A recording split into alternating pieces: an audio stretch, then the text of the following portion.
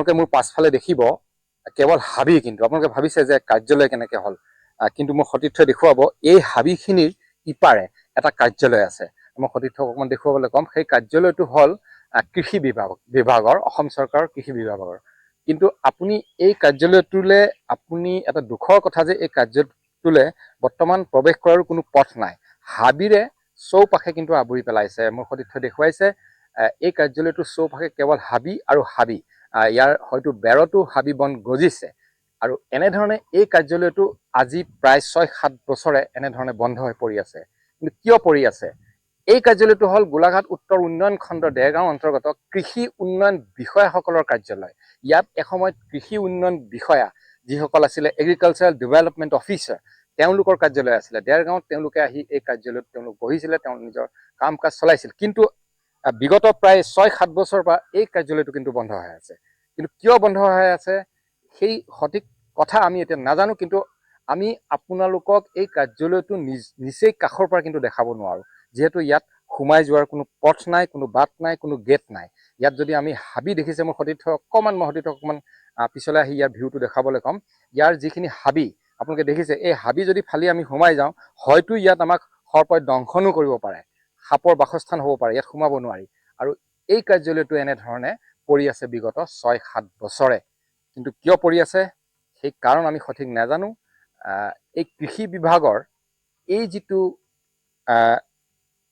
কৃষি উন্নয়ন বিষয়াসকলৰ কাৰ্যালয়, এই কাৰ্যালয়টো যদি এনেধৰণে যদি আজি বহু বছৰ ধৰি পৰি আছে, যদি এই কাৰ্যালয়টো বৰ্তমানে যদি কোনো প্ৰয়োজনীয়তা নাই, যদি দৰকাৰ নাই, তেতিয়াহ'লে আমি ভাবোঁ দেৰগাঁৱত এনে বহু চৰকাৰী বিভাগ আছে, সেই বিভাগসকলৰ কিন্তু কোনো কাৰ্যালয় নাই।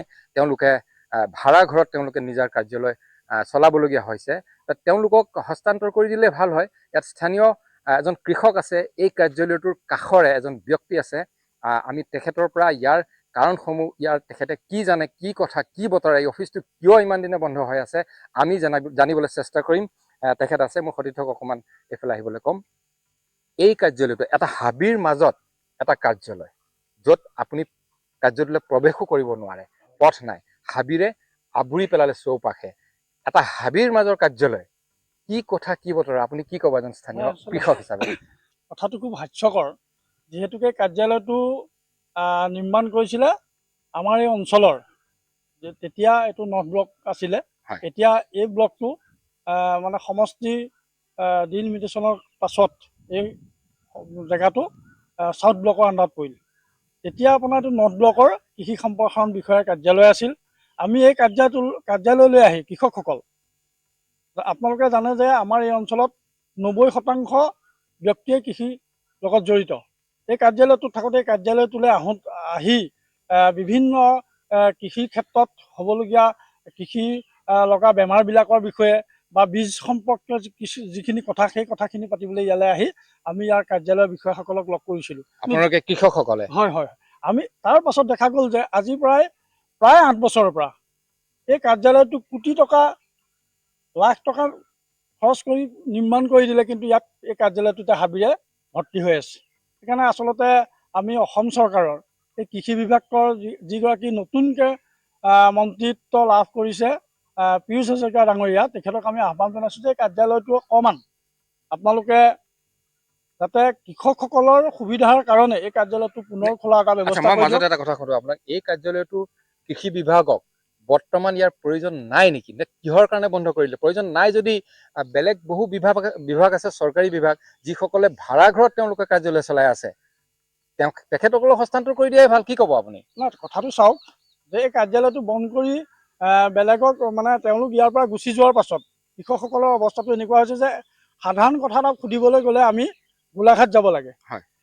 এজন কৃষকে পথাৰ এৰি, খেতি এৰি কোনো কাৰণে আচলতে গোলাঘাটলৈ দিনটোৰ কাৰণে জেপৰ টকা খৰচ কৰি আপোনালোকে বৰ্তমান যদি কৃষি বিভাগৰ যদি কোনো কাৰ্যালয়ে নাই, তেতিয়া আপোনালোকে বিভিন্ন ক্ষেত্ৰত কৃষি মানে আপোনাৰ শস্যৰ কিবা বেমাৰে হওক বা কিবা সাৰৰ ক্ষেত্ৰত হওক, আপোনালোকে ক'ত যায়, কাৰ লগত আপোনালোকে কথা বতৰা? আমি এতিয়া মানে ফোন যোগে ইয়াৰ বিষয়াসকলক, আমি আমাৰ যিটো এৰিয়াৰ ডেভেলপমেণ্ট অফিচাৰসকল থাকে, তেখেতসকলক আমি ফোন যোগে যোগাযোগ কৰি তেওঁলোকে মাতে যে আমাক আপোনালোক গোলাঘাট আহক। চাওক, আজিৰ তাৰিখত এই অফিচটো আমাৰ কাষতে তেনেই নিচেই কাষতে থকা অৱস্থাত আমি ইয়াৰ পৰা গৈ গোলাঘাট যাব লাগে। সেইকাৰণে গোলাঘাট কিমান দূৰ হ'ব ইয়াৰ পৰা আপোনালোকৰ? ইয়াৰ পৰা 25 কিলোমিটাৰ। 25 কিলোমিটাৰ। হয়, আমি 1 কিলোমিটাৰত অফিচটো পাওঁ, কিন্তু আমি 25 কিলোমিটাৰ যাবলৈ যোৱাটো কথা নহয়। বিশেষ কাম থাকিলে আমি গোলাঘাট ডিষ্ট্ৰিক্ট অফিচত যাবলগীয়া হ'ব পাৰে। কিন্তু এই অফিচটোত যিসকল বিষয়া কৰ্মচাৰী আছিলে, সেই বিষয়া কৰ্মচাৰীসকলক আমি থাউকতে লগ পাই আমি বিভিন্ন সমস্যাসমূহৰ কৃষিৰ লগত জড়িত বিভিন্ন সমস্যাসমূহক তেখেতসকলক উত্থাপন কৰি আৰু সমস্যাটো সমাধানৰ ক্ষেত্ৰত আমি ফলপ্ৰসূ হৈছিলোঁ। কিন্তু এই কাৰ্যালয়টো এতিয়া তলা লাগিলে আৰু কাৰ্যালয়টো গোটেই জংঘলে ভৰ্তি। আচলতে ইয়াত আমি এতিয়া যাব পৰা পৰিৱেশ নাই, ইয়াত ৰাস্তাই নাই। তেনে ক্ষেত্ৰত এই কাৰ্যালয়টো আচলতে কৃষকসকলৰ স্বাৰ্থত অসম চৰকাৰে কাৰ্যালয়টো মুকলি কৰি দিব লাগে, আৰু মুকলি কৰি দিলে এই অঞ্চলৰ কৃষকসকল উপকৃত হ'ব। আৰু যদি তাকে নকৰে, আপুনি কোৱাৰ দৰে যে আমি দেখা পাইছোঁ যে দেৰগাঁৱতে বিভিন্ন বিভাগৰ কাৰ্যালয় ভাড়াতীয়া হৈ আছে। ইয়াত এইবোৰ চৰকাৰী মাটি পৰি আছে। চাওক, এইবিলাক আপোনাৰ আমাৰ ব্লকৰ মাটিয়ে, এই কোৱাৰ্টাৰবিলাক জৰাজীৰ্ণ অৱস্থা। তেনেকৈ বহুত মাটি ইয়াত পৰি আছে। সেই কাৰ্যালয়বিলাক ইয়াত অন্ততঃ সংস্থাপিত সেই কাৰ্যালয়বিলাক দিলে অসম চৰকাৰে ভাড়াৰ পৰা বাচি থাকিব। অন্ততঃ ভাড়াটোতো চৰকাৰে দিব লাগে, বিষয়া কৰ্মচাৰীসকলে কেতিয়াও ভাড়া নিদিয়ে।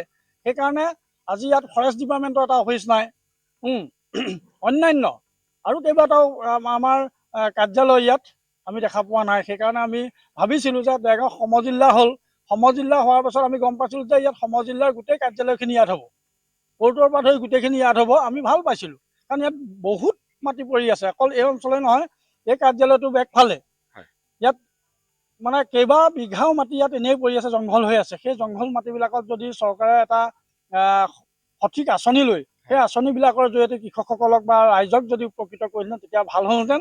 আৰু আমি এইখিনিতে কৈছোঁ যে এই কাৰ্যালয়টো যিটো বন্ধ হৈ আছে, এই কাৰ্যালয়টো অতি সোনকালে আমাৰ অসম চৰকাৰৰ নতুন বিভাগীয় যিগৰাকী মন্ত্ৰী পীযুষ হাজৰিকা ডাঙৰীয়াক আমি আহ্বান জনাইছোঁ, মুখ্যমন্ত্ৰীকো আহ্বান জনাইছোঁ, আৰু দেৰগাঁৱৰ বিধায়কগৰাকীকো আমি আহ্বান জনাইছোঁ, এই কাৰ্যালয়টো যাতে অতি সোনকালে খোলাৰ ব্যৱস্থা কৰি কৃষকসকলক যি দুৰৱস্থা, সেই দুৰৱস্থাটোৰ পৰা তেখেতসকলে যাতে মুক্ত কৰি দিয়ে। হয়, ধন্যবাদ। এজন স্থানীয় কৃষক আছিলে, তেখেতে কৈছে যে এসময়ত কিন্তু কৃষকসকল এই কাৰ্যালয়টোৰ পৰা যথেষ্টখিনি উপকৃত হৈছিলে। তেখেতসকলে কৃষিৰ ক্ষেত্ৰত বিভিন্ন আপোনাৰ সমস্যা বা বিভিন্ন যিকোনো কৃষি জড়িত সমস্যা, সেই সমস্যাসমূহ এই কাৰ্যালয়ত আহি যিসকল বিষয়া আছে, বিষয়াসকলৰ লগত কথা পাতি তেওঁলোকৰ সমস্যা সমাধান হৈছিলে। কিন্তু বৰ্তমান এই কাৰ্যালয়টো বন্ধ, তেওঁলোক গোলাঘাট যাবলগীয়া হয়। এতিয়া